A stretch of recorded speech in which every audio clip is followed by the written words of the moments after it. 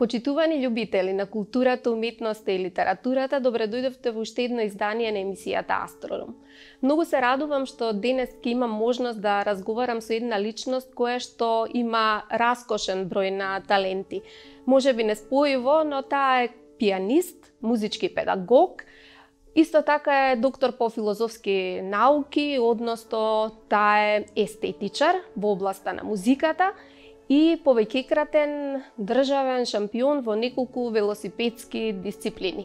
Но накусо, нејзиното име е Дуња Иванова и веднаш ќе ви стане јасно со кого разговараме денес. Добре дојдовте, Дуња, во емисијата Астрорум. Добро ве најдов, Бранка, ви благодарам за поканата. И да дополнам, слушаме звуци, детски звуци во позадина, тоа значи дека Дуња Иванова згора на се ова е и мајка, која што успешно се покажува и во таа улога и успева секогаш да е во врвот, да е прва, да открива нови светови. Дуња, како сте прво во овие услови пандемиски, но за вас изгледа не постојат бариери, вие нижете успеси на повеќе полиња. Бранка, веројатно сите некако создадовме нови рутини. Во изминатава веќе помина една цела година.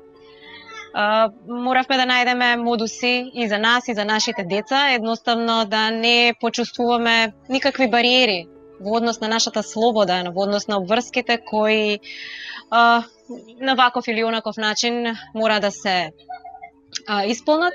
Така што некако во последно време гајам надеж со последните изгледи во нашата држава и воедно во светот, дека веќе од септември јас лично како наставник по пијано ќе се вратам во мојата училница, да ги видам веќе пораснати моите ученици, а моите деца конечно своите другарчиња.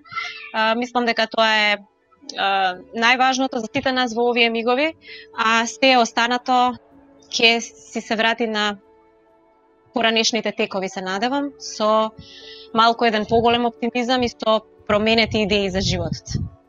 Сега на почеток на разговорот јас ќе се обидам да ве вратам во вашето детство.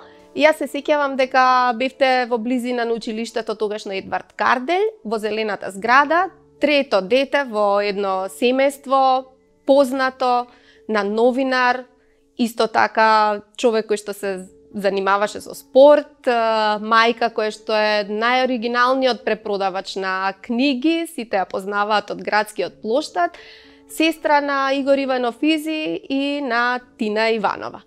Доволно кажав, некои ќе речат дека тоа е предност, некои ќе речат дека е можеби проблем за едно дете да се пробива, но сега слободно ќе кажам, а знам дека нема да ми се налутат, дека вие излеговте најуспешната во семејството, ако не најуспешна, најраскошна, со многу интереси и со многу успеси и паралелни колосеци.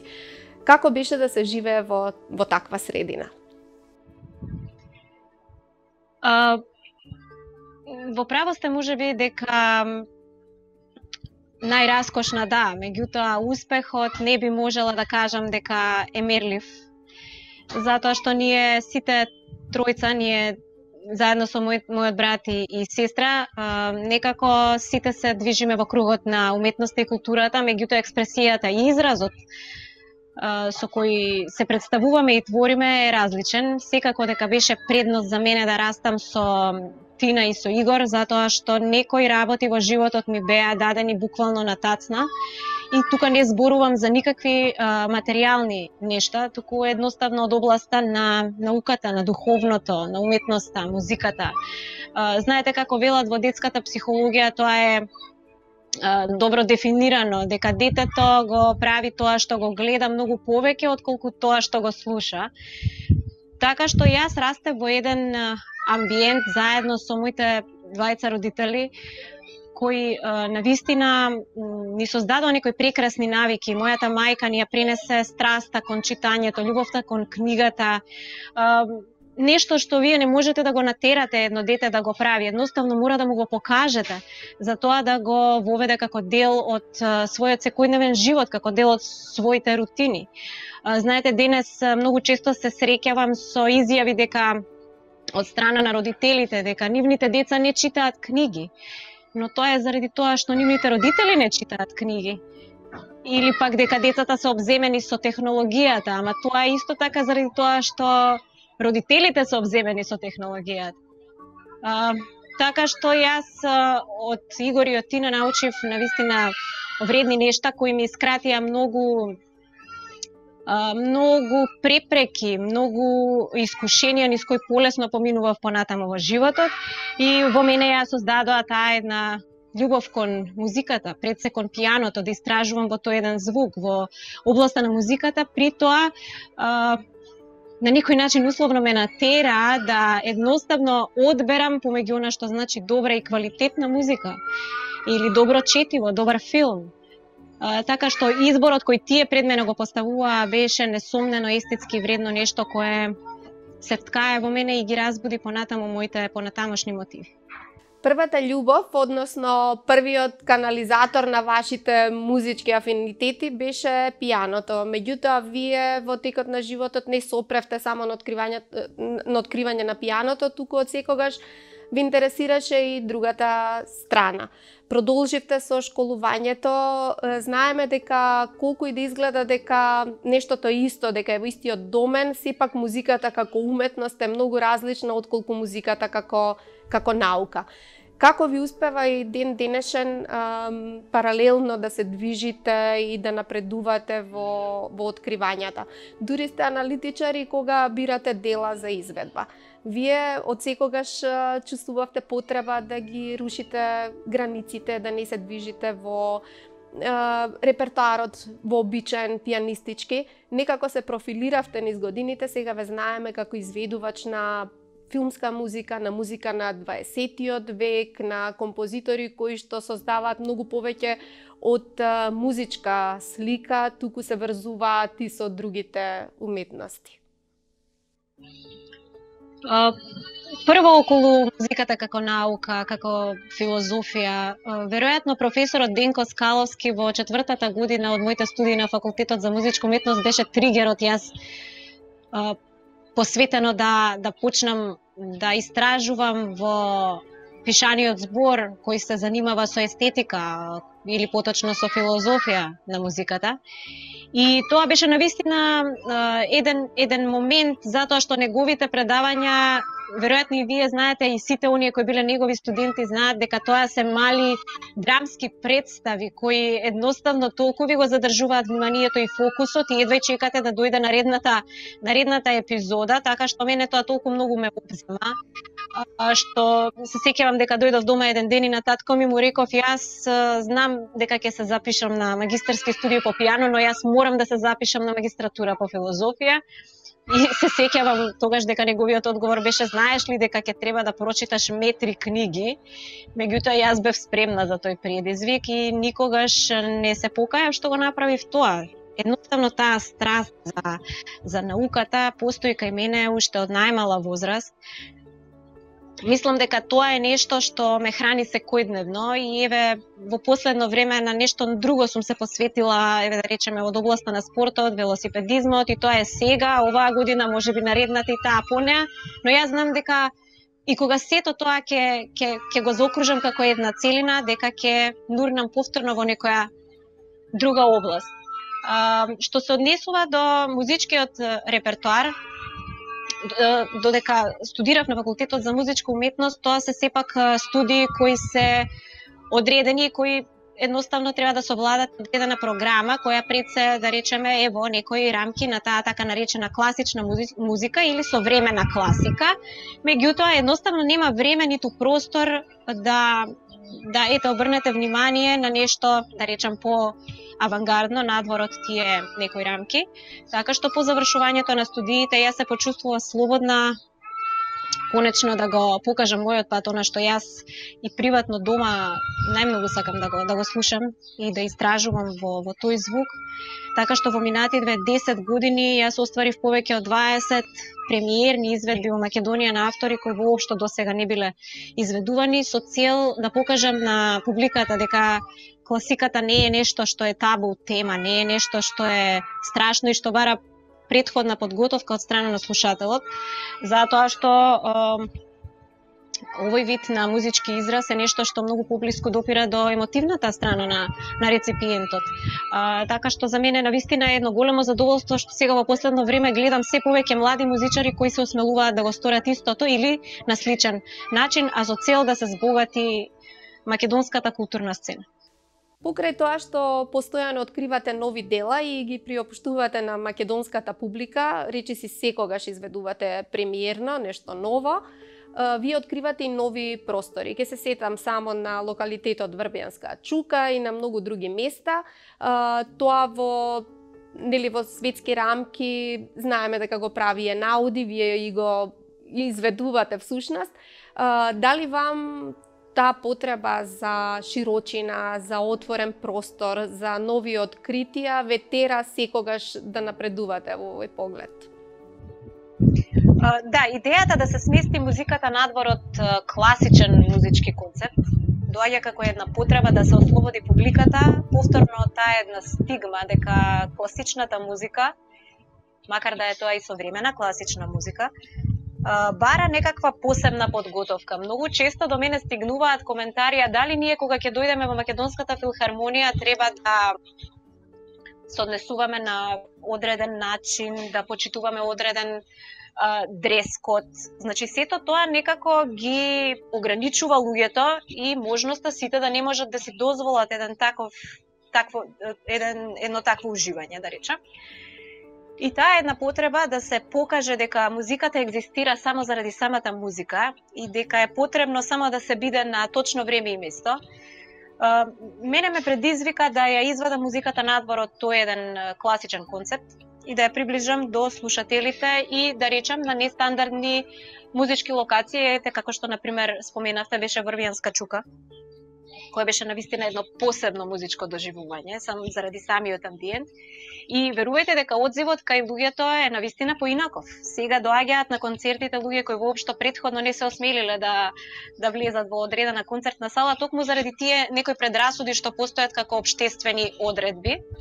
Меѓутоа, музиката сепак нејзината цел е да допре до што поголем број на публика, да предизвика различни реакции, различни доживувања, да ги натера да истражуваат во звукот на музиката, да препознаат што е добро, а што не заслужува ниту секунда од нивното внимание, односно да едуцира, особено кај помладите генерации. Таа не е вештерка, иако се нарекува класика, и дека луѓето не треба да се плашат од неа, туку да се соочат и што повеќе да истражуваат во нејзината суштина.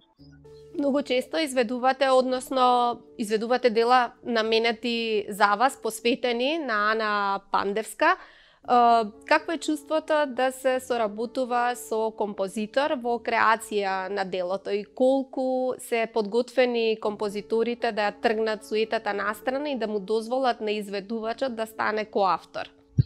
Со Ана Пандевска имаме навистина едноставна соработка и затоа толку години трае тоа наше пријателство каде што музиката е посредник.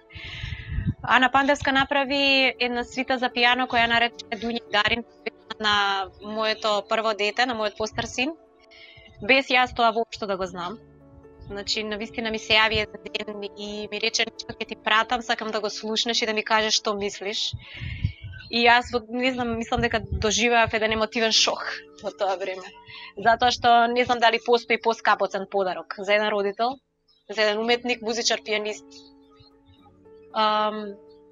Без разлика на сето тоа, сакам да кажам дека со Ана е многу едноставно да се соработува затоа што е точна, прецизна, слободна во изразот, не крие она што го мисли, го кажува на виделина, многу е храбра, нешто што заедно не поврзува. Немаме кочници за одредени работи и двете и сакаме кога работиме тоа да биде многу сериозно. И токму од тој аспект мислам дека ја прави покрај музичкиот материјал кој она сака да го изложи пред публиката, токму тој пристап ја прави единствена и посебна во кругот на композиторите од Македонија. И за мене е навистина голема чест и секој пат кога ќе се пружи прилика, буквално скокнувам во идејата да направиме нешто ново, нешто поинаково, со цел да покажеме еден поинаков пример, да испратиме порака, затоа што музиката покрај она улога која има да биде духовен исцелител и тоа како може да се користи како медиум. А тоа Ана Паневска навистина умее да го направи. Дали требаше доволно време? Дали на почеток ве жестеше тоа што сум сигурна дека стигнуваа коментари, дека не ве гледаат во изведба на класични дела, на железен репертоар, кога се обидувавте да наметнете друго творештво, колку време требаше да ги убедите луѓето дека е ова особено сериозна работа и дека не секој може да го отсвири, но не секој може да изведе такви дела со целата комплексност? Точно, иако тие предрасуди постојат сам круг на професионални музички уметници. Публиката не го доживува тоа на тој начин, токму напротив, затоа што пример беше можеби еден од првите концерти посветени на Збигнев Прајснер во предворието на Даут Паши Намам, кој беше проследен со балетска интерпретација на едни млади балетски уметници. И дворот беше исполнет до максимум, имаше неколку биса, се сеќавам на тој концерт. Реакциите беа навистина воодушевувачки. Направивме една скромна сценографија и осветлување кое придонесе за целокупниот амбиент, со што исто така покажавме дека помалку може да биде повеќе. Меѓутоа, јас воопшто не се грижев за сите тие реакции, дека јас по завршувањето на моите студии на делот за пијано на факултетот за музичка уметност треба да продолжам да ја негувам истата таа практика која таму веројатно децении наназад се практикува. Токму напротив, сметав дека треба да го разбијам тој круг и да ги ослободам и младите пијанисти малку да размислуваат надвор од таа рамка. Точно дека е неопходно еден професионален пијанист да се стекне со основата за да може да истражува подоцна во модерна уметност, но тоа не му ја остава врската дека мора стикно да се држи до тој така наречен железен репертоар. Јас сега се занимавам со ваков вид музичка изведба, утре можеби повторно ќе се навратам на Бах. Јас иако во моментов се занимавам со Пако Перијаго и неговите сигнали и музика за филм. Јас по завршувањето на моето време одвоено за вежбање секогаш знам да отсвирам нешто од Бах или од Моцарт, едноставно да си ги доведам мислите и емоциите назад на основата. Така што јас, иако тоа јавно не го интерпретирам, си уште го задржувам како дел од моето музицирање. Дали имавте некои ментори или музички гуруа во текот на вашиот развој? Дали се угледувавте на некои луѓе? Дали на начинот на живот? Дали на начинот на интерпретација? Знаеме дека колку што семејството го обликува човекот, толку го обликува и средината, но и тој едукативен процес не е така случајно зададен. Многумина ќе кажат дека им ги ограничува слободите, меѓутоа сами споменавте дека основата треба да се има и таа не ограничува што ќе се изведува натаму и вајс верса. Значи, како течеше вашиот развој како пијанист пред се, а потоа веќе споменавте Денко Скаловски дека беше клучен за да ја засакате филозофијата. Да, точно дека образовниот процес на еден пијанист како професионална определба представува еден долготраен и макотрпен пат, зашто од најмала возраст, од 6-7 години, па се до завршувањето на студиите, на месеци години посветени на комуникација со инструментот и реално мора да постои некаква мотивација што постојано ќе ви ги буди пеперутките во стомакот за да можете да обстанете на таа линија. Во моето нишно образование јас ги започнав првите чекори во дружбата со пијаното со професорот Драголюб Апостолов, подосна со професорката Викица Костовска и професорката Бети Бешковска и сите тие на различен начин успеваа да ме мотивираат да од себе го направам она што најдобро умеам кога е во прашање музичката уметност. Иако јас навистина имав различни интереси во тој период, еве сега во моментот ми текна дека бев навистина посветен извидник и често пати кога имаше надпревари по пијано, требаше да одберам дали ќе одам на некаков надпревар по ориентација или ќе одам на надпревар каде што треба да го изведувам Шопен. И тука се кршеа копијата, меѓутоа некако секогаш наоѓавме начин.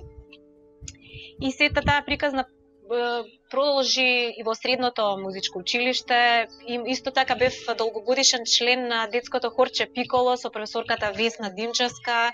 Тоа ми се навистина убави спомени од детството, каде што покрај музиката ние научевме за многу различни човечки вредности, која таа умееше на еден посебен начин да ни ги пренесе. И во текот на студиите на Факултетот за музичка уметност, навистина една добра соработка остваривме со мојот професор Тодор Светиев.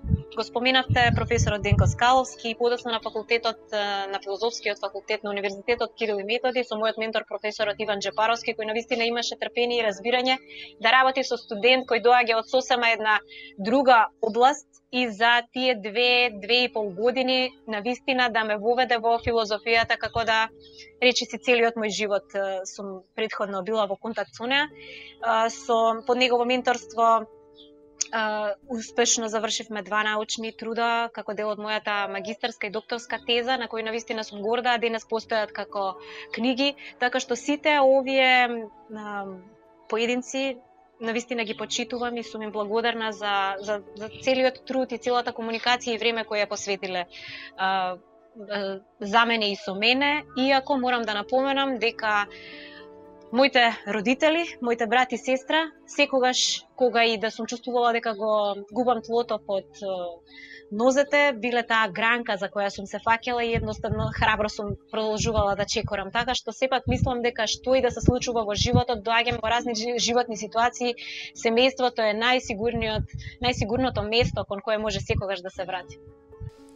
Дуња, јас кога видов како изгледала трката на 4 острови во Хрватска, каде што, мислам, вие ги освоивте, не можам да верувам дека вам ви треба некоја гранка да се фатите, туку дека вие сте цврсто стебло, токму за вас да се фатат и да ги подучите сите како се постигнува таа цврстина на умот, на телото, концентрација, енергија, од друга страна спокој.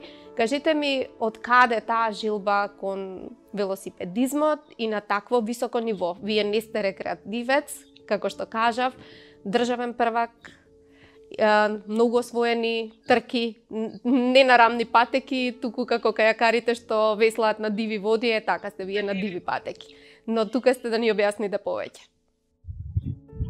Велосипедизмот како една, ајде да речем условно кажано, полупрофесионална определба, тоа е нешто што постои во не многу долго време, да речеме година и пол, да речеме во мојот живот.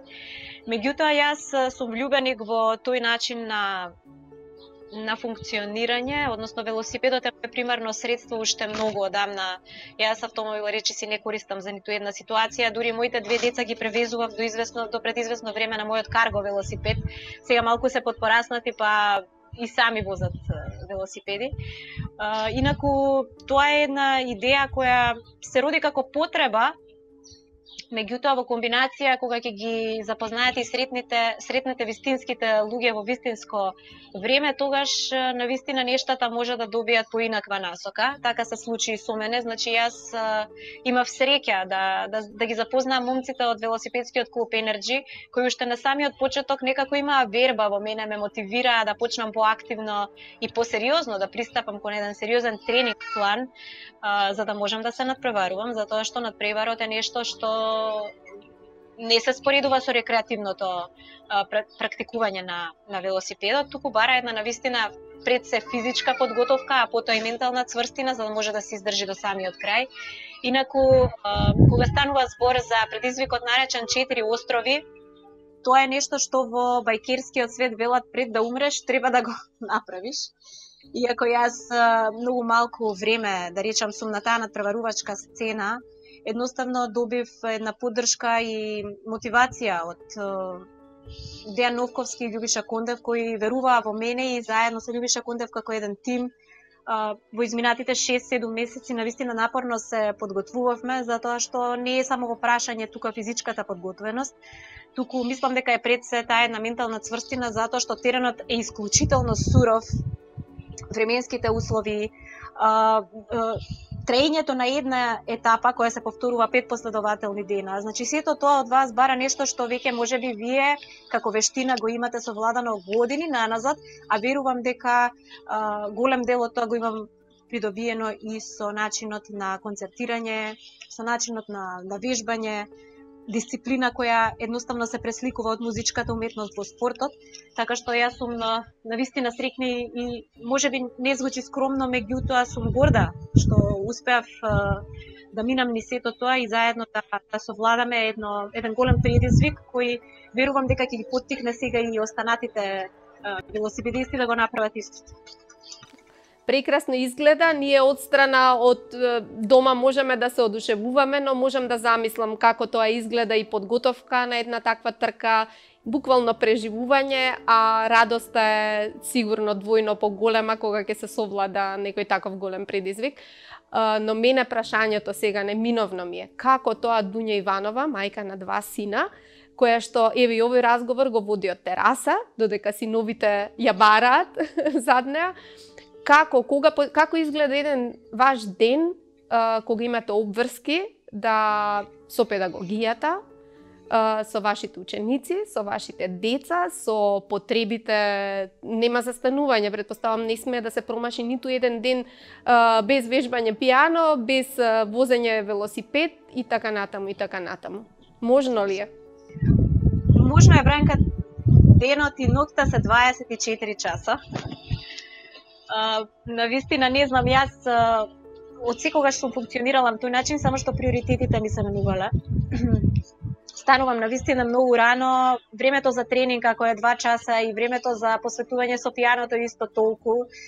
Мене секогаш часовите кои ги имам со моите ученици во попладневниот дел од периодот, останатиот дел од денот го посветувам исклучително на моите деца и навистина тоа е една комуникација и разбирање и со партнерот, затоа што треба да постои еден таков вид на поддршка и сите сметаат дека едно семејство мора да функционира кога сите луѓе се на куп, меѓутоа тоа не е вистина, мислам дека е голема заблуда, затоа што секој од семејството мора да најде мора да најде време за самиот себе си пред се, затоа што ние сме сами на овој свет на крајот на краиштата. Јас на тој начин ги воспитувам и моите деца. Тие мора да најдат начин да бидат задоволни со самите себе си за да бидат добри со другите луѓе подоцна. Така што колку е важно времето да се помине заедно со семејството, толку е важно и времето со самиот со себе. И кога имате нешто што буди рано наутро во 5 часот со насмевка, и повторно ги чувствувате тие пеперутки во стомакот, значи сте на вистинското место и во вистинското време и некако сите тие работи се надополнуваат, чашите се претураат една во друга и за мене за сега постои еден совршен баланс. Како ќе биде утре и понатаму, не би знаела да кажам, но веројатно повторно ќе посегнам по нешто ново, за мене непознато, нешто што ќе ме предизвика да истражувам и да научам нови работи. Тука се сигурно и книгите и други афинитети, јас не знам колку имаме време да отвораме теми, само ќе ве прашам што можеме наскоро да очекуваме од вас. Одсвиревте Најман, споменавте некои композитори, не знам дали е редот да ги наредиме сите, затоа што се веќе многу, опусот се зголеми. Дали нешто ве мотивира сега да истражувате, можеби во други сфери, да ги споите со музиката, со спортот? Дали можете нешто да ни најавите, иако со пандемијата ништо не е така известно, но еве полека мислам дека се стабилизира работата и дека ќе можеме да очекуваме побогата концертна понуда и други културни содржини.